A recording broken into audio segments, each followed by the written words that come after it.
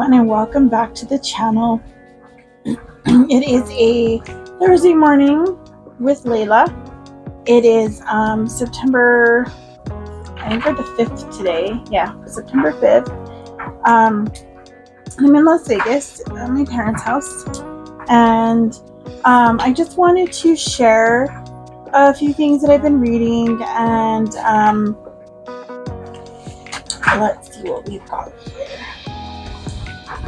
First, this is wobbly. I brought my wobbly little tripod instead of the big one. And I know my dad has one here, but I didn't bring it out, so I thought I'll just try this and see how it goes. So this is my latest read, the Josiah Manifesto, The Ancient Mystery and Guide for the End Times by Jonathan Cahn. I don't know if anybody... let me see it. Try that all over again. I don't know if any one of you has read any of his books before. I know that Rhonda from Seasoned with Salt is reading, or I don't know if she's done with it yet, but she was reading his book. I believe it's the Book of Mysteries. That's one that I don't have. I have most of them, or at least I think that's the only one I'm missing out of the older ones. And then I do have The Return of the Gods, which was the one right before this one. And there's a new one. I'm not sure what the new one's called. Something with the dragons, Prophecy or the Dragon, something. But there's some really, really good books. A lot of it is about things that he has seen, things, dreams that he has had that God has given him, and a lot about prophecies in the Bible and how you can see what's going on in today's world that is very similar to what was going on then, with the kingdoms back then, and the type of kings and different people that were in charge, and how they're I can't really remember the word that he uses, but it's something to do with like the one who would be just like that one was back then is now. So this one is, I've only read, I think I'm in chapter 5 right now. They're very short chapters. He is talking about the time, at least in the part I'm reading right now, when he went to Cuba. And I will read a little bit from here to kind of share with you. Sorry, I'm having one of those allergy days, I guess. I'm not sure. I was trying to see if I could find out when he went there, but it's been a while that he went to Cuba, and he talks about the seventh Sabbath. So every seventh year was a holy year in the Bible. It was called the Shemitah, or Sabbath year. And I'll read the scripture that, I think it's what he shares here. But the seventh Shemitah ushered in the most dramatic of years, the Yovel, which is the Jubilee. So every seventh day, which is our Saturday, is a holy day. The Shabbat, the Sabbath, every seventh year was a holy year called the Shemitah, or Sabbath year. And then the seventh Shemitah is the Yovel, which is the Jubilee. Okay, so here's what he shares. And you shall count 7 Sabbaths of years for yourself, 7 times 7 years. And the time of the 7th Sabbath of years shall be to you 49 years. Then you shall cause the trumpet of the Jubilee to sound on the 10th day of the 7th month, on the Day of Atonement. You shall make the trumpet to sound throughout all your land, and you shall consecrate the 50th year, and proclaim liberty throughout all the land to all its inhabitants. It shall be a jubilee for you.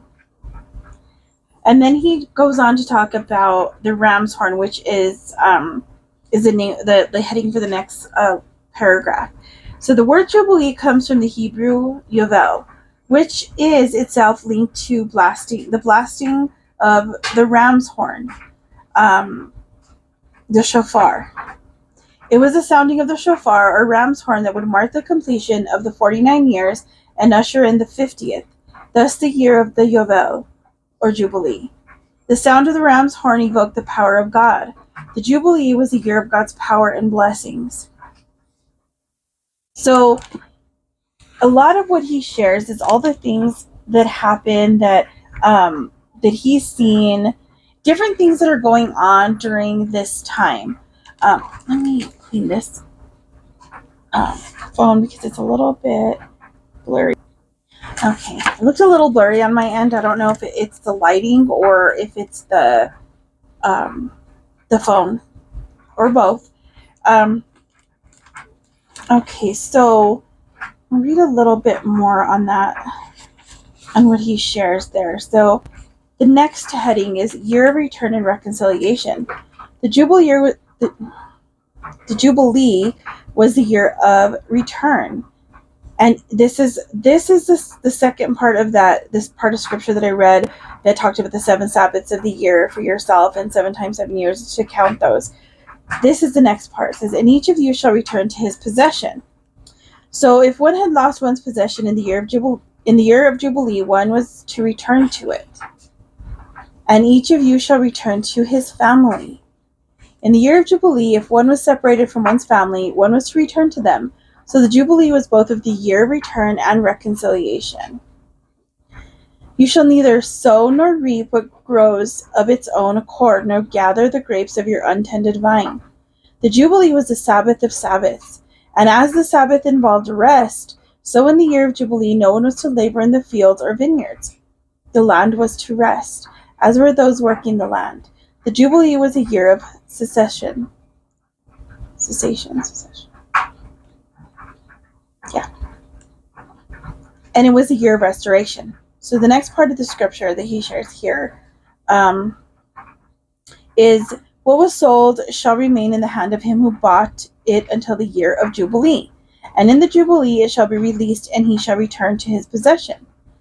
If one had been forced to give up, this is the next part of the paragraph, if one had been forced to give up part of one's possession, one's field, one's plot of land, or one's ancestral inheritance, in the year of Jubilee, one's land would be released to go back to the one who had lost it, the original owner.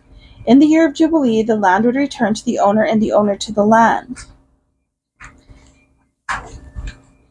Okay, I'm going to go ahead and finish this. It's chapter 3 that I'm reading from. And there's so much that I missed in the beginning that maybe I will go back and kind of share some of that later. But I'm going to go ahead and finish this. Engraved on the American icon, the Liberty Bell, are the words, "Proclaim liberty throughout all the land unto all the inhabitants thereof." The words come from Leviticus 25, the Jubilean ordinance. The Jubilee was the year of liberty. And if one of your brethren who dwells by you becomes poor and sells himself, and if he is not redeemed in these years, then he shall be released in the year of Jubilee. If one had fallen on hard times to the point that one had sold oneself into servitude, then in the year of Jubilee one would be set free. In the year of Jubilee, slaves were set free, prisoners were released, and those in bondage were liberated. It was a time of release and freedom. When the shofar sounded to inaugurate the Jubilee, everything changed. What was lost was restored, what was separated was reconciled, the prisoners were set free, and the exiled came home. It was a mass nullification. That which was done was undone. Everything was reversed, everything was inverted, everything came full circle. Everything returned to the beginning, to its original place and state. Could this most unique of years transcend the bounds of ancient times in its Middle Eastern context? Could it touch the modern world? Could it have ordained and determined some of the most critical events of recent times? Could it have altered the course of America and the world? For the answer in the next piece of the mystery, we must journey to an island of palm trees, sugarcane, salsa music, and old American cars. A beautiful tropical island under the weight of a brutal curse. So this next part is where he goes to Cuba and talks about how he ended up there and some just amazing things that happened there and also to get him there. Because that wasn't something they allowed. I don't even know if they allow that now, but it wasn't something that was allowed to happen in Cuba. You weren't going to go out and, preach the gospel, share things like this, especially in the places that he went to. And this is, let's see, what he shares is a man named Samuel. Let's see, he was from Cuba. He had come to America on a mission because he wanted to ask Jonathan Cahn to go to his homeland in the Caribbean, or Caribbean, however you say it. And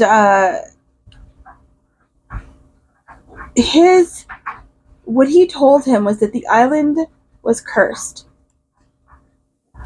and the people who believed in God lived under an iron hand of oppression and persecution, not to mention extreme poverty. So he wanted to see if it was possible to get Jonathan Cahn over there. And his mission was to have, was the invitation, because I guess things were changing there at that time. Something was going on. So here it says, the island was Cuba, the only communist nation in the Western Hemisphere. In January 1959, Fidel Castro and his army of revolutionaries entered the city of Havana to set up a revolutionary government to rule the island. The beginning of his reign was greeted by many with great optimism and hope, but that would quickly fade.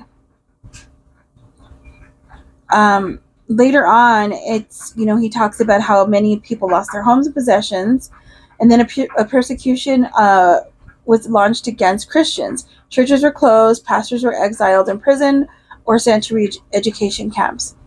Christians were driven underground. Under Castro's reign, Cuba became a land of impoverishment, hopelessness, totalitarian repression, and paralysis. And here, the changing that he's talking about, that this man spoke about, was that after decades of oppression, Castro had agreed to allow a measure of religious freedom. It would take the form of a month-long evangelical celebration. So during that time, Christians would be free to worship in a series of mass public events to be held throughout the island and broadcast on Cuban television. The last event would take place in Havana, in Revolution Square. Now, Samuel was one of those given charge to organize the celebration, and this is what he told Jonathan. I came on behalf of the Christians of Cuba. We want you to come and inaugurate the month of celebrations by sounding the ram's horn at the first event. We want you to minister throughout the island. And so he prayed about this, and he said yes. So it was very interesting how the whole thing came about and how he got there. And, I'm barely on chapter 5. And already, a man who went with him was able to see what it meant to be able to go back to the land where you came from. Hold on just a minute. Layla is wanting. Oh, I think the neighbor's outside. So she's going to do her barking bit, because she's got to let everybody know what's going on, Make sure they know, don't come bother me. So there's miracles that happen during the blasting of the shofar. So in these few pages that I read, and I'll share more of it, just bits and pieces as I go along. But I would recommend these books. This one's great. The thing is I would say that you may want to go back and get the others as well, because in this one, he talks about at the beginning how many of the things that he shared in the other books kind of come full circle in this one. And there's, a bunch of questions answered, and it just talks about quite a bit of the things that he's talked about before. Like in this part, he talks about the Josiah Manifesto will go into realms I have never before gone into. Some of the mysteries will begin where others left off, as in those of the Harbinger 2, the paradigm, the oracle, and the return of the gods. The revelations will thus be furthered or brought to their conclusions. I will need to set the stage for those who have never read or heard of them, and to refresh those who have. The Josiah Manifesto will take them to their next stage and level, and will reveal what I've long held back from revealing, as well as that which came after. And so there will be mysteries that in the past were launched that will now come in for a landing. So if you don't find the other books right away and you just get this one, it does share quite a bit of, at least in the parts that I've read, in where he goes into Cuba and that. I remember that from a previous book. And I believe, I don't know if in the previous book it shared the whole thing that goes on with Felix, who goes with him. It may, but it's still a great refresher to just read it. And so I'm hoping that I will get through this within this month. And because I do want to kind of go slow through this, and because there's so much information, even in the short paragraphs. And what I may do as well, I do want to get this, hopefully I can add it to my collection. I have seen this at Walmart, and I believe there it's like $20. I don't know if Sam's Club had it. It may have it. It may have been like $18. I don't know. I know Hobby Lobby had it on sale for like $17 when I saw it. So there is places that do have it, and you can also order this on Amazon. And I don't know if you can order it from his website. I don't see it listed here, but I'll try to find it and see if I can list some of these things below. He does have a YouTube channel where he shares short messages, anywhere from like 5 to even up to 30-minute long, sometimes 40-minute long messages on different parts of the things that are in his books, as well as things he's going through in the Bible. I'm not sure if it starts on Friday. I believe so. It's like a 24-hour, I believe, or more long, just a live type of video just going over, throughout. And they show praise and worship team. They show some of his sermons and a few other things on there as well. But if you don't catch those, because I don't know if they are in the live section of his channel, they may be there, but he does have quite a few videos. And if I can find the one to the Josiah Manifesto, I will share that in a link in the description. I believe that he has one on his channel, and then he also has been on, I don't remember the name of the channel. It was Sid Roth, I believe, has interviewed him. He's been interviewed on, I don't know if Sid Roth is TBN or not, but I know he's been interviewed by different people on a few different YouTube channels. And he talks about this book. He talks about his newest one that's either has come out or is coming out soon. And then also his previous books as well. So that is what I'm reading. And I will share more of that as well. And then I'm still going through Ecclesiastes. And I'm hoping to get that video filmed for Friday, because those are the days that I was going to share a little bit more of what I'm reading in the Bible. So those will be like probably go through either Ecclesiastes in this next one, or the Torah reading that we just did. Either one. And I want to kind of share some of the Torah readings. I was able to do a phone call with a few of the ladies that I've studied with before. Actually, two of them that I've studied with before. And there's one that was on there with us that I have never met. And then there's another one that does join in as well. So I think there's about 4 of them that are usually together, and they read the Torah portion over the phone. They pray together and they discuss what they're reading. And yesterday I was able to join in for the Torah portion. I was not able to join in today for the rest of the readings that are in there because I had an appointment this morning around the same time that they're on there. So I did get a lot of great notes and information that they shared from their reading and what they took from it, as well as Vicky shared some of what Dr. Otero had shared in his sermon, because she goes to, which Margie goes as well with her every once in a while that I know of, to the Olive Tree in Albuquerque, New Mexico. And so they go and on Shabbat and they listen to the word, they worship together, and he also has a YouTube channel. I don't know if it's called the Olive Tree. It may be, but I will also link that below in the description, so you guys can check that out if you'd like, and just kind of see, because he's really good. I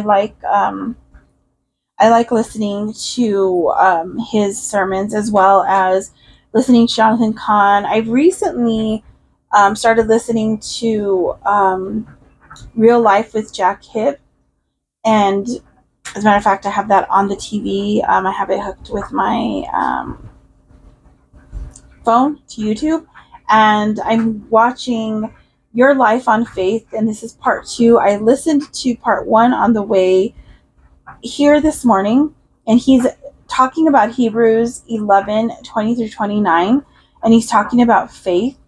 And one thing that was really interesting, and I'll just share this last tidbit here, and then maybe I'll do a next one on what I learned, but he was talking about speaking blessings over our families and over our children, over our husbands, our wives. If I don't know if men watch this channel, but over your wives and your parents, your whatever family you have, friends even, because we're so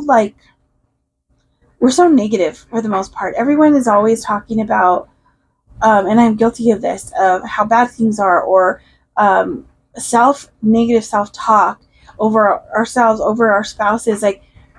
It's just amazing to me how much better it would be if we would just switch that and speak life over them and speak blessings over them. And I just thought about our purpose in life, and it changes as the seasons change. It's the weather, as we get older, it's always the weather.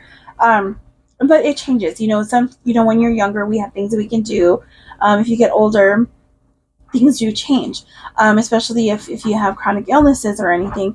So things change, and I've been struggling with that, because as I've been writing through the chronic illness questions, I've been realizing how much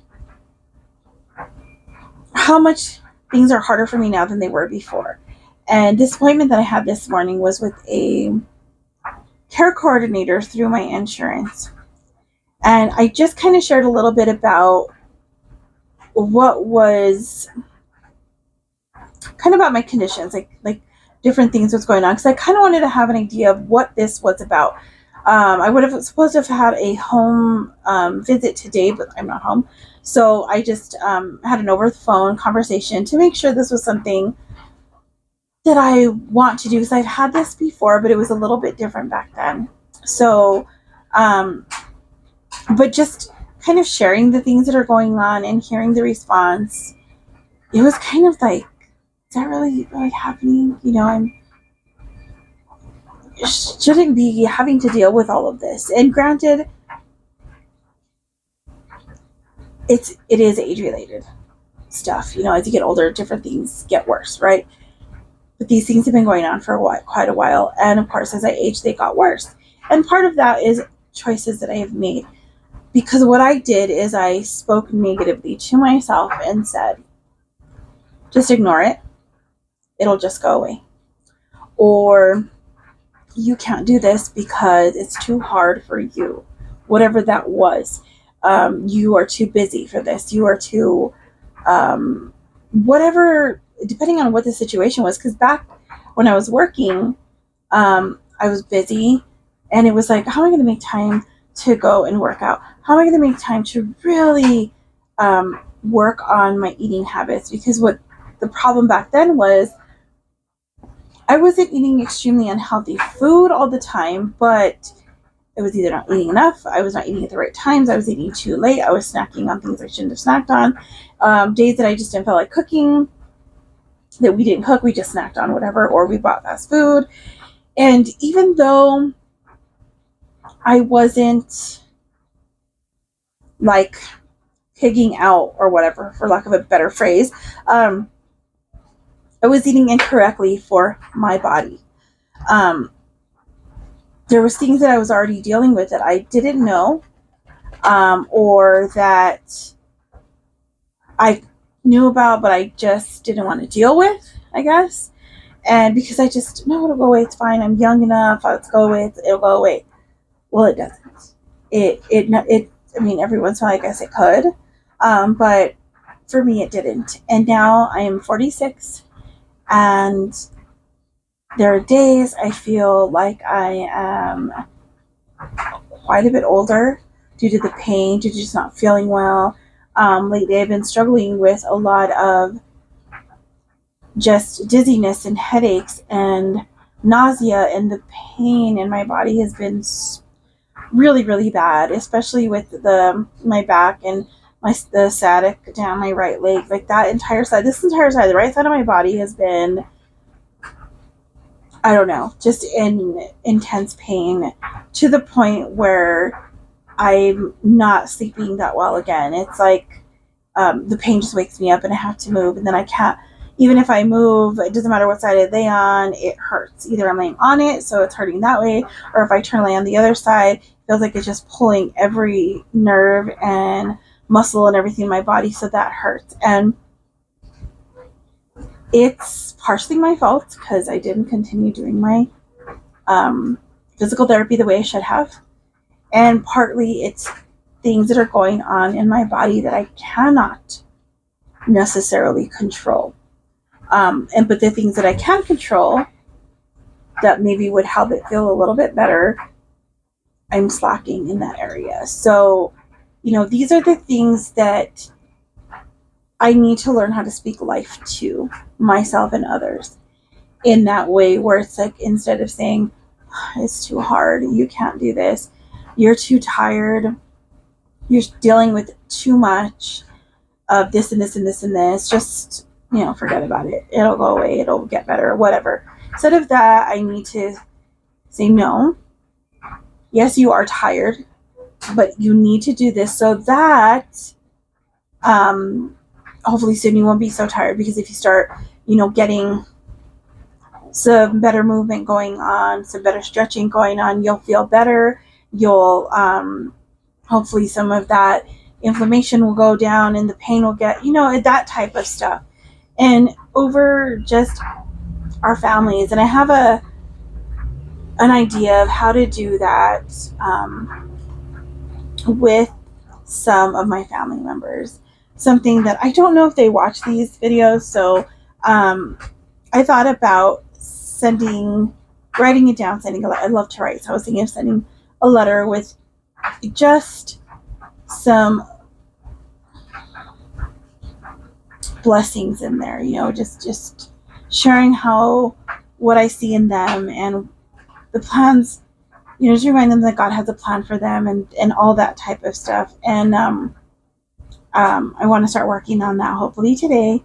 And then I was watching the second part of Your Life on Faith with Pastor Jack Hibbs, and he said that his son-in-law, when his wife was pregnant with their first son, he would record 3 to 5 minute messages every day saying something about, we just found out we're having a boy, that you're going to be a boy, up to you were born today, and all the things that he wanted to share with them. So now that his kids are older, and when they're older and he's gone, they have all these messages. And I thought, well, now in the age of technology, that's kind of what this whole channel in a way is for me as well. Is like just kind of sharing my life and things and encouragement, hopefully. And I thought, doing like little short videos. My dad loves to record things and that, and we have some family videos when we're young, and as embarrassing as some of them are, it's really cool to be able to see that, especially now that our mom is gone and we can see her on the video and hear her laughter and hear her voice again. And so that's another option. But it's just getting a little long, so I will let you guys go, and I will see you guys in the next one. And I hope that you guys have a wonderful day, and that you guys are, I don't know, I just lost the whole thing. All right, well, we'll see you guys in the next one. I hope that you have a wonderful day. And next time I will share a little bit more from the Josiah Manifesto, as well as a journaling prompt that I am working on right now. So God bless you guys. Bye.